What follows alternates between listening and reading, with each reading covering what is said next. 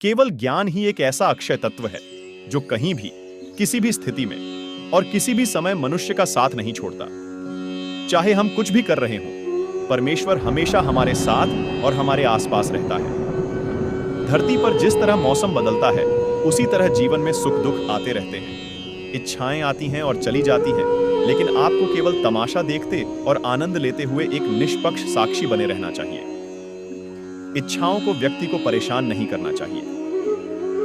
युद्ध हो या जीवन, धर्म, धैर्य और साहस, तीन ही शस्त्रों से सफलता प्राप्त होती है। काम का अत्यधिक महत्व है और हमेशा परिणाम की चिंता किए बिना समर्पण के साथ काम करना चाहिए। अगर आप कुछ हासिल करना चाहते हैं तो खुद पर भरोसा करें, क्योंकि सहारा कितना भी सच्चा और अच्छा क्यों ना हो, वह आपको छोड़ देता है। सत्य कभी नष्ट नहीं हो सकता। अच्छा करने से डरना नहीं चाहिए। दोस्त गरीब हो या अमीर, इससे कोई फर्क नहीं पड़ता, बल्कि यह मायने रखता है कि वह आपके बुरे समय में आपका कितना साथ देता है। संसार नाशवान है और जो इस संसार में आता है उसे एक दिन जाना अवश्य है।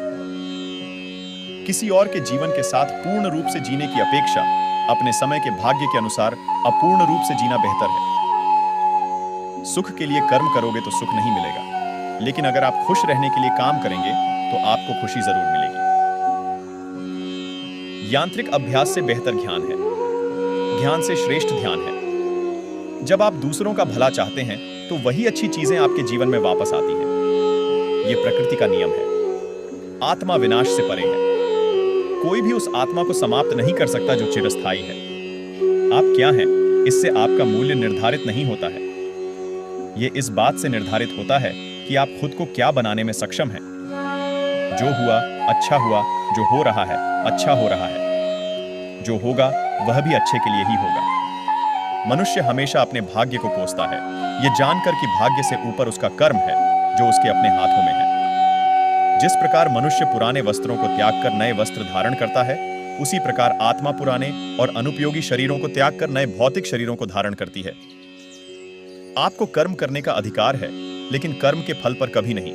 आपको पुरस्कार के लिए कभी भी कार्रवाई में शामिल नहीं होना चाहिए, न ही आपको निष्क्रियता की लालसा करनी चाहिए। वक्त आने पर जितना इंतजार करा रहे हैं उतना देंगे कि आप संभाल भी नहीं पाएंगे।